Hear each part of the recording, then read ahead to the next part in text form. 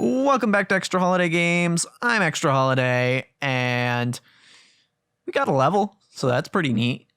However, we are still in this area. Hey, bud. Nope. No good. Yeah. Goodbye. Also, you know, I was talking about it last episode, why it's funny to see them fall off a cliff.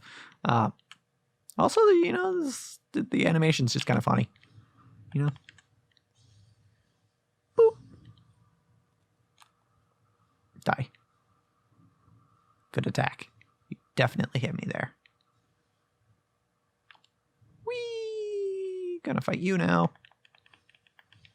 Wait, why aren't you staggering? Ow. Ow. You weren't staggering like you were before. It's fine. We'll do it this way. Okay, we're fine. I really do like that visceral attacks heal you one. Do I have? Oh, actually, I think I remember. I actually got a rune that I didn't check. Like I might. Yeah. Okay. I already had it. So it was a duplicate. Oh wait, no. It was this one. Make additional discoveries. More items from fallen enemies. Okay. I guess that could be useful for upgrading stuff. I mean, I can't equip it right now, but I don't know. Wait, do I have what I wanted to check actually was, do I have another? This strengthens visceral attacks. Okay, I wanted to check if I had another one that restores HP from viscerals, but I do not. Just the one. Unfortunate, but it should be plenty. You know, I don't know if this is obvious from the way I play my games, but I actually really like the idea of like the lifesteal tank in games, where it's like they heal from dealing a bunch of damage. And that's kind of they're hard to kill because, you know, they're doing a bunch of damage, and when they're doing damage, they heal. And that's the idea.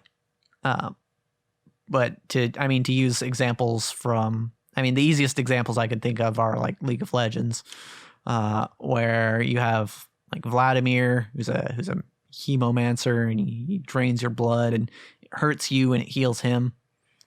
And then there's like Aatrox, who is more of a physical guy, but when he does damage, it heals him as well. It just seems like a really cool concept to me. And the fun thing is, it's an idea that has some counterplay to it, right? The idea is prevent them from dealing damage and they won't heal as much. Which is why the counters to those characters in a game like League is crowd control. You know, it's making sure, ow, he hit me through the wall. Making sure they can't, okay, all right, bud. Oh, keep going. Otherwise, this guy will kill you. Now we have to watch out for these. I missed. Ow. Stop it. And honestly, this game in itself has a form of lifesteal in that mechanic. I really wish I knew the name of it. In the mechanic of, you know, being able to get some health back after you've been hit. I think that's a cool idea. And that's probably the coolest thing about this game to me. There we go. Yeah. And then being able to add to that with like a rune that makes you heal from visceral attacks. That's also very cool. You know, it just feeds into that idea. All right. Whee! We're good. We're good. And ow. We're good. This guy's gonna spot us. Hey. No. Bad. It is interesting. I have that rune. I didn't even remember that I had the rune that makes it so your visceral attacks deal more damage. But even with that, my visceral attacks aren't one-shotting these big guys, which is interesting.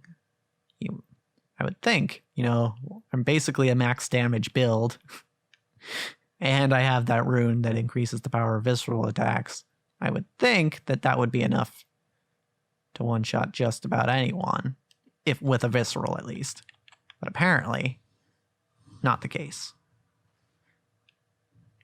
Like if I hadn't... Okay, he had an item on him and he just kind of like sunk into the ground. So now I can't get the item. Okay. All right. What was I saying? Oh, yeah. Yeah, so in that case, I had to hit him with the strong attack first and then... Wait. Okay, yeah. So there's you and then you... Okay, that's a one-shot. I didn't realize I was in aggro range. All right. Okay. Mm-hmm. All right. Blade of Mercy. Wait, I wanted to read that. I'm interested in that weapon. I guess I could have gotten that when I went back, huh? Because that was 40,000 echoes, wasn't it? Ow. Get up. You know what? We'll just do that, I guess. That works too. Hey. Hey. Hey. Come at me, bro. Nope. Boop. Yeah, see, he's got a little bit of health left. And then that guy. Apparently about 100.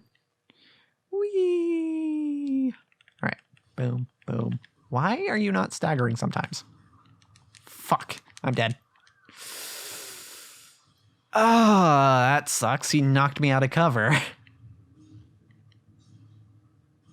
Yeah, sometime, I guess if he's in the middle of an attack, or like that specific attack, he gets extra poise, which is awkward. So I guess the safer thing to do would just be to run up and try for the visceral, the counter into the visceral, like with this guy. Boop. Bye. They fall so fast. That's got to be part of it, right? The fact that they fall like they drop like a rock when they get hit or when they fall off the cliff. Bye. You dead, son. No. All right. So you gonna try this again one more time. Nope, didn't work that time either. Let me just... Okay, that works. I want this, though. Okay, we're good. Okay. I probably shouldn't have ran out. I still had Frenzy. But, nope, not there. Don't stand there. Just gonna have a seat here. In the tall grass. Like a Pokemon. And if a trainer runs through here, I'm going to jump out at him. Even though I allegedly don't want to fight them. What? Yeah, that is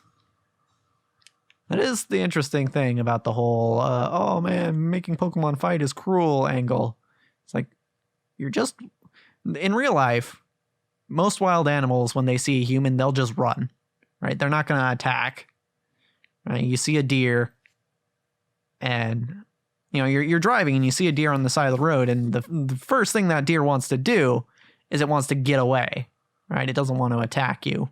Even predator animals, like say a cougar or a bear, even they don't want to deal with a human if they don't have to.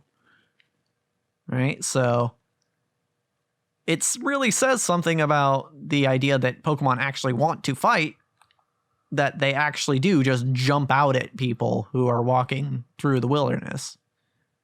Like, way more often than an actual animal would. So, yeah. I mean, that's That's just a little. It's an interesting little angle, I think, on that whole argument. Okay, didn't get that visceral. Okay, no, gotta keep hitting. Gotta keep hitting. Oh no. Ugh! All right, just die. Okay, and then you spit out the worms. Oh god, no, I don't want to fight you both. All right. Ow, fuck, late. I attacked late. Oh. I feel like this is where I'm going to use up all my bullets. Because I keep going, like, the main strat I'm using through here is using visceral attacks. Which I haven't been doing as much in other parts of the game. But also, like, these people aren't dropping bullets. So I'm using bullets without replacing them. Hey.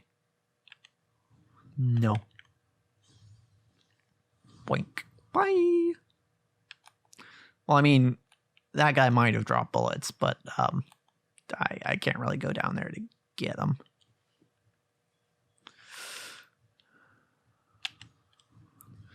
Now, it's an interesting thing that I thought about when I was making the Gravatar class for D&D. Right, because part of their kit, and probably the core of their kit, is that they have temporary flight. That they can fly for a number of rounds, depending on what level they are and stuff. And I had to think like, well, if they get themselves, they could use that to, they also have an ability that partially negates fall damage and later fully negates fall damage. It's like, okay, so what if a player's like, okay, I want to jump down this 300-foot cliff, right? They could do that, and there's a decent chance they'll survive depending on their level. However,